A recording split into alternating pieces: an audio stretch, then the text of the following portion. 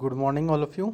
आज हम लोग अपना लेक्चर नंबर 13 स्टार्ट कर रहे हैं जो कि रिलेटेड है equilibrium of a multi product business firm. ये हमारे थ्योरी ऑफ प्रोडक्शन का 13 लेक्चर है जिसके अंदर हम आज पढ़ेंगे कि बिजनेस फर्म किस तरीके से मल्टी प्रोडक्ट के अंदर डील करती हैं। और जब कोई बिजनेस फर्म होती है वो जब एक से ज़्यादा प्रोडक्ट्स को प्रोड्यूस कर रही है तो किस तरीके से एक प्रोड्यूसर इक्विलिब्रियम पॉइंट पे रहेगा, वो आज हम इस टॉपिक में डिस्कस करने वाले हैं। जो बिजनेस फर्म होती हैं वो आपको पता है कि एक से ज़्यादा प्रोडक्ट को प्रोड्यूस करती हैं, means one more than the one product. तो जो प्रॉफिट मैक्सिमाइजेशन कंडीशनिंग है हमारे मल्टी प्रोडक्ट फर्म की, तो हम ये कह सकते हैं कि जो मल्टी प्रोडक्ट बिजनेस फर्म होती हैं उनका जो मेन ऑब्जेक्टिव होता है वो प्रॉफिट मैक्सिमाइजेशन होता है। तो जो ये फर्म है वो इक्विलिब्रियम पॉइंट पे तब रहेगी जो जब वो अपने प्रॉफिट मैक्सिमाइजेशन में जो उनका ऑब्जेक्टिव है उस फर्म का वो अचीव कर लेगी। तो मीन्स कि हम ये कह सकते हैं कि जो फर्म है वो इक्विलिब्रियम पॉइंट पे तब रहती है जब वो अपने ऑब्जेक्टिव को अचीव कर लेती है जो कि प्रॉफिट मैक्सिमाइजेशन है। अगर हम एजम्पशन देखें इस थ्योरी की तो क्या है कि जो ऑब्जेक्टिव है फर्म का वो प्रॉफिट मैक्सिमाइजेशन होता है। मीन्स जो मल्टी प्रोडक्ट फर्म्स हैं उनका जो मेन ऑब्जेक्टिव होता है वो प्रॉफिट मैक्सिमाइजेशन होता है थ्रू द आउटपुट। तो जो फर्म है वो अपने प्रॉफिट को लेके चलती है जब वो लॉन्ग रन या शॉर्ट रन के अंदर अपना प्रोडक्शन करती हैं। सेकंड पॉइंट क्या है कि जो फर्म है वो मल्टी प्रोडक्ट फर्म है और वो प्रोड्यूस कर रही है दो से ज़्यादा प्रोडक्ट्स को। जैसे हम ले सकते हैं कि एक प्रोडक्ट एक्स है, एक प्रोडक्ट वाई है। और जो प्रोडक्शन फंक्शन है हमारा इस थ्योरी के अंदर, उसके अंदर हम कैपिटल और लेबर को यूज़ करते हैं एज ए फैक्टर्स जहाँ पे वो एक सिंगल गुड को प्रोड्यूस कर रहे हैं। तो अगर हम प्रोडक्शन फंक्शन देखेंगे इंडिविजुअल गुड का, तो अगर हम एक्स गुड की बात करें तो जो एक्स गुड का जो प्रोडक्शन फंक्शन होगा वो क्या होगा, एक्स इक्वल्स टू एफ के comma L. Means X good equals to function of factors, means labour and capital. Means जो हमारे फैक्टर्स हैं और जो हमारा गुड एक्स है, मीन्स जो हमारा फाइनल प्रोडक्ट है उसके बीच में किस तरीके का फंक्शनल रिलेशन है। और जो वाई है हमारा, जो वाई गुड है उसका किस तरीके से फंक्शनल रिलेशन है अपने इनपुट से, मीन्स जो भी है हमारे लेबर एंड कैपिटल। तो हम प्रोडक्शन फंक्शन के अंदर हमेशा कैपिटल और लेबर को यूज़ करते हैं क्योंकि capital as a short run के अंदर फिक्स ले लिया जाता है और जो लेबर है वो वेरिएबल फैक्टर होता है। और अगर हम लॉन्ग रन के अंदर बात करें तो जो कैपिटल और लेबर की अगर हम बात करें, क्योंकि मोस्टली जो प्रोडक्शन किया जाता है वो कैपिटल और लेबर इंटेंसिव टेक्निक से किया जाता है, तो जब हम लॉन्ग रन के अंदर बात करते हैं तो जो कैपिटल और लेबर है वो दोनों वेरिएबल फैक्टर्स में काउंट होते हैं। तो प्रोडक्शन स्केल के अकॉर्डिंग जो हमारी कैपिटल और लेबर है वो भी इंक्रीज़ की जाती है। उसके बाद फोर्थ पॉइंट है हमारा कि जो प्राइस है हमारे फैक्टर इनपुट्स की और जो प्राइजेज हैं प्रोडक्ट्स की वो हमेशा कांस्टेंट रहती हैं, एटलीस्ट जब तक हम उसका एनालिसिस नहीं कर लें। नेक्स्ट पॉइंट है कि जो टेक्नोलॉजी है प्रोडक्शन की वो हमेशा सेम रहती है जब हम किसका एनालिसिस करते हैं, मल्टी प्रोडक्ट फर्म का एनालिसिस करते रहते हैं कि वो कब इक्विलिब्रियम में रहेगी। तो अगर हमें देखना है कि जो मल्टी प्रोडक्ट फर्म है वो किस पॉइंट पे इक्विलिब्रियम पे रहेगी, तो उसके लिए हमें समझना होगा पीपीसी क्या होती है। अगर हम पीपीसी को एक फॉर्म के रूप में देखें तो क्या है ये, प्रोडक्शन पॉसिबिलिटीज़ कर्व। तो जो प्रोडक्शन पॉसिबिलिटी कर्व है मींस पीपीसी है, वो एक ग्राफ है जो कि शो करता है उन डिफरेंट कॉम्बिनेशन ऑफ आउटपुट को। मींस कि जो हम प्रोड्यूस कर रहे हैं डिफरेंट डिफरेंट आउटपुट्स उनको बताता है जो कि हम अपने करंट रिसोर्सेज या टेक्नोलॉजी से कर रहे हैं। मींस हमारे जो फैक्टर्स हैं, मींस जो हमारे पास रिसोर्सेज हैं, जो हमारे पास टेक्नोलॉजी है, उससे हम डिफरेंट कॉम्बिनेशन ऑफ आउटपुट्स को जब प्रोड्यूस करते हैं, जब उसको एक ग्राफ के अंदर शो किया जाता है वो पीपीसी होता है। समटाइम्स हम अपने पीपीसी को प्रोडक्शन पॉसिबिलिटीज़ फ्रंटियर भी कहते हैं। अगर हम देखें तो पीपीसी के क्या की पॉइंट्स होंगे, जो पीपीसी है उसका इलस्ट्रेट ट्रेड ऑफ में किया जाता है। मींस जब हम व्यापार करते हैं, जब एक्सपोर्ट इंपोर्ट्स करते हैं, तब पीपीसी को बहुत ज़्यादा एनालिसिस किया जाता है जब कोई इकोनॉमी फेस करिए कि उसको दो से ज़्यादा गुड्स को प्रोड्यूस करना है। सेकंड पॉइंट क्या है कि जो पीपीपीएफ है मींस प्रोडक्शन फ्रंटियर। तो जो लाइन है हमारी पीपीएफ की वो शो करती है उन पॉसिबल कॉम्बिनेशन को जो कि हमारे ट्रू प्रोडक्ट्स के होते हैं, जहाँ हम अपने अवेलेबल रिसोर्सेज को प्रोडक्शन के अंदर यूज़ करते हैं। मीन्स कि जो भी हमारे पास रिसोर्सेज हैं और जो हमें जो भी दो प्रोडक्ट्स को बनाना है, मीन्स एक्स और वाई प्रोडक्ट्स को बनाना था, जो भी हम कॉम्बिनेशंस लेंगे अपने फैक्टर्स का वो पीपीपी एफ लाइन पे शो किया जाता है। नेक्स्ट पॉइंट क्या है कि since we are using all available resources, कि सबसे पहले हम क्या कर रहे हैं कि अभी तक हम अपने सारे रिसोर्सेज को यूज़ करें जो भी हमारे पास अवेलेबल है। तो अगर हमें प्रोडक्शन बढ़ाना है किसी एक गुड़ का, तो हमें दूसरे गुड़ के प्रोडक्शन को कम करना होता है, तभी पीपीसी कर्व शो किया जाता है। तो अगर हम देखें कि जो हमारे अवेलेबल रिसोर्सेज हैं और उसके अंदर हम दो गुड्स को प्रोड्यूस कर रहे हैं, तो अगर मेरे को लगता है कि मेरे को अपने पहले वाले गुड्स की प्रोडक्शन इंक्रीज़ करनी है, तो मुझे हमेशा अपने दूसरे गुड का जो प्रोडक्शन है वो डिक्रीज़ करना होगा। तो अगर हम बात करें यहाँ पे, तो अगर पीपीसी का ग्राफ देखा जाए तो पीपीसी का ग्राफ है वो किस तरीके से होता है, कॉनकेव में होता है, ठीक है। तो जो अगर हम देखें तो हमने यहाँ पे जो डायग्राम के अंदर स्मार्टीज़ ले रखी हैं किस पे, वाई एक्सिस पे, और एक्स एक्सिस पे हमारे क्या है, डम डम्स। तो अगर हम स्मार्टीज़ की जगह यहाँ पे वीट ले लेते हैं, कॉटन ले लेते हैं, हम दो गुड्स का प्रोडक्शन कर रहे हैं, वीट एंड कॉटन। तो अगर हम देखेंगे कि जो वीट है उसका जो आउटपुट है वो कितना है, 50 यूनिट्स का, और जो हमारे कॉटन है उसका कितना आउटपुट है, 75 यूनिट्स का। मीन्स ये हमारे क्या है, आउटपुट से जो हमें अचीव करना है उस, ये हमारा एक स्केल है। तो आप ये देखेंगे कि जब मैं अपने वीट की प्रोडक्शन को कम करूँगा, मीन्स में अगर मेरे को प्रोडक्शन कम करना है, तो उस कंडीशन में मुझे अपने कॉटन का प्रोडक्शन इंक्रीज़ करना होगा। तो जो रिलेशन होता है यहाँ पे गुड एक्स और वाई के अंदर, वो हमेशा इन्वर्स रहता है, इसलिए जो ये हमारा पीपीसी कर्व है वो कॉनकेव में ड्रॉ किया जाता है। तो आप ये देखेंगे कि जो रेड कलर की लाइन है ये हमारी क्या है, प्रोडक्शन पॉसिबिलिटी फ्रंटियर, मीन्स ये वो लाइन है जहाँ पे हम अपने अवेलेबल रिसोर्सेज से प्रोडक्शन को इंक्रीज़ और डिक्रीज़ कर रहे हैं। मीन्स हम अपने जो भी गुड़ और एक्स और वाई हैं उनके अकॉर्डिंग जिसका प्रोडक्शन हमें ज़्यादा करना है उसके बिहाफ पे हम दूसरे के प्रोडक्शन को कम यहाँ पे कर रहे हैं। तो पीपीसी कर्व को हम प्रोडक्ट ट्रांसफॉर्मेशन कर्व भी कहते हैं, क्योंकि यहाँ पे जो एक पॉइंट है वो डिफरेंट डिफरेंट पॉइंट पे शिफ्ट हो जाता है। मीन्स की जो पीपीसी है वो इम्प्लाइज होती है कि जब हम एक प्रोडक्ट से दूसरे प्रोडक्ट की तरफ ट्रांसफॉर्म हो रहे हों, तो जो ट्रांसफॉर्मेशन है यहाँ पे प्रोडक्ट का वो टेक प्लेस होता है। मीन्स कि एक प्लेस से दूसरे प्लेस पे ट्रांसफ़र किया जा सकता है, और जो हमारे रिसोर्सेज हैं उनको हम डाइवर्सिफाई कर देते हैं एक प्रोडक्ट से दूसरे प्रोडक्ट में। कि मीन्स कि जो हमने डिफरेंट डिफरेंट गुड्स के अंदर डिफरेंट डिफरेंट फैक्टर्स लगा रखे हैं, डिफरेंट डिफरेंट रिसोर्सेज लगा रखे हैं, तो according to the production skill जिस गुड का हमें प्रोडक्शन ज़्यादा करना होगा, तो हम बाकी के जितने भी फैक्टर्स हैं हमारे जो दूसरे गुड के प्रोडक्शन में लग रहे हैं, उनको जहाँ पे हमें प्रोडक्शन जिस गुड का ज़्यादा करना है वहाँ पे उसको शिफ्ट या डाइवर्स कर देंगे, उन रिसोर्सेज को हम डाइवर्सफाई कर देंगे। उसके बाद हमें समझना होगा कि आईएसओ रेवेन्यू लाइन क्या होती है। तो आईएसओ को हमेशा मीनिंग जो होता है वो होता है सेम, मीन्स एक जैसा। तो आईएसओ जो है, अगर हम रेवेन्यू लाइन की बात कर रहे हैं तो सेम रेवेन्यू लाइन, कि हमें सेम रेवेन्यू कब रिसीव होगा। तो जो आईएसओ रेवेन्यू लाइन है वो एक लॉकस कॉम्बिनेशन है प्रोडक्ट्स का, जो हमें सेम तरीके के रेवेन्यू मीन्स सेम तरीके की इनकम दे रहे हैं। तो अगर हम अदर वर्ड्स में बात करें, तो ये जो आईएसओ रेवेन्यू लाइन है वो रिप्रेजेंट करता है उन वेरियस कॉम्बिनेशन ऑफ एक्स और वाई गुड्स को, जो कि हमें एक सेल करने के बाद एक सेम अमाउंट में एक फर्म को रेवेन्यू देते हों।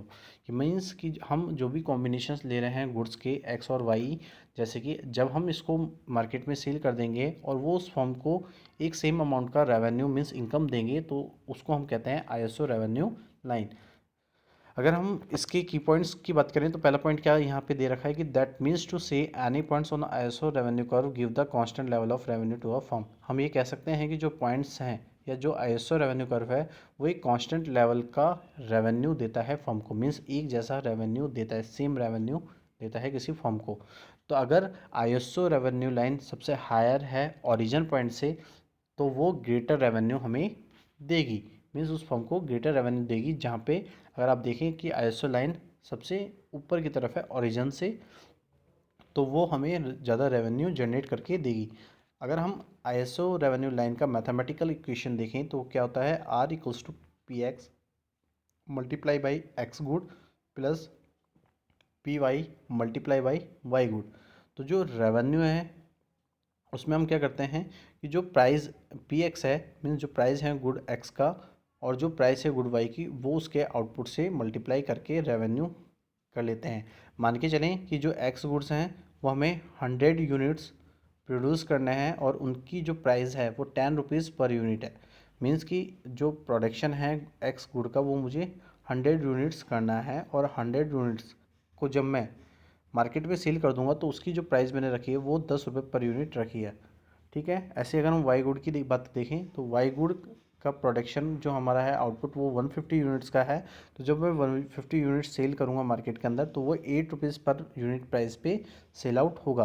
तो अगर हम इसका रेवेन्यू देखें तो क्या हो जाएगा, 100 इंटू 10 प्लस 150 इंटू 8। तो इसको अगर हम ऐड करते हैं 1000 और 1200 को, तो टोटल जो हमारा रेवेन्यू होता है वो 2200 रुपये आता है। तो आप ये देखेंगे कि दोनों गुड से जो हमें रेवेन्यू जनरेट हो रहा है, जो हमने प्राइस डिसाइड की है अपने एक्स और वाई गुड की, उससे हमें कितना रेवेन्यू हो रहा है, तो वो आईएसओ रेवेन्यू लाइन पे मैथमेटिकली बताया जाता है। तो जो स्लोप है आईएसओ रेवेन्यू का वो इस तरीके से होता है, मीन्स एक टेंजेंट लाइन होती है। तो आप ये देखेंगे जो ए बी है, ये जो आईएसओ लाइन है वो हमारे उस इक्वेशन के इक्वल है। तो जो स्लोप है हमारा वो किस तरीके का रहता है, O A upon O B, means P X upon P Y. तो अगर हम देखें तो यहाँ पे ओ वाई ओ मतलब कि ओ वाई एक्सिस पे हमारा एक्स गुड है, ओ ओ एक्स एक्सिस पे हमारा क्या है, वाई गुड। तो अगर हम देखें तो जो स्लोप है हमारे आइसोलेशन का वो O A upon O B means P X upon P Y होता है। उसके बाद एक क्वेश्चन ये आता है हमारे माइंड में कि जो मल्टी प्रोडक्ट फर्म है वो इक्विवेलेंट पॉइंट पे कब पहुँचेगी, मीन्स कब रीच करेगी। तो जो फर्म है वो मैक्सिमाइज तब करेगी अपने रेवेन्यू को जब वो एक कॉन्स्टेंट या गिवन प्राइजेज हैं जो हमारे फैक्टर्स इनपुट्स के या प्रोडक्ट्स के, वो एक गिवन पीपीसी मीन्स हमारे जो प्रोडक्शन पॉसिबिलिटी कर्व है वहाँ पे अपने लिमिटेड फैक्टर इनपुट्स को लगा दे। तो हम ये एनालिसिस करेंगे कि जो हमने प्रॉफिट मैक्सिमाइजेशन का जो ऑब्जेक्टिव है उसको अचीव कर लिया है। तो multi product firm equivalent point पे कब रीच करती है, जब जो फर्म का जो ऑब्जेक्टिव है अपने रेवेन्यू को मैक्सिमाइज करने का, वो अपने जो भी फैक्टर इनपुट्स वो प्रोडक्शन में लगा रही है, जो भी प्राइजेस पे लगा रही है या जो भी प्रोडक्ट की प्राइजेस हैं वो एक पीपीसी कर्व पे होते हैं। तो जो लिमिटेड हमारे फैक्टर इनपुट्स हैं, मीन जो हमारे पास अवेलेबल रिसोर्सेज है उससे हम कितना रेवेन्यू जनरेट कर रहे हैं, तो उस पॉइंट पे हमारी जो फर्म है वो इक्विवेलेंट पॉइंट पे रहेगी जहाँ पे हम एक प्रॉफिट मैक्सिमाइजेशन ले रहे हैं। तो अगर हम दो कंडीशन देखें प्रॉफिट मैक्सिमाइजेशन की, तो हमें समझना पड़ेगा कि जो स्लोप है पीपीसी का वो हमेशा जो आईएसओ रेवेन्यू लाइन है उसके बराबर होना चाहिए।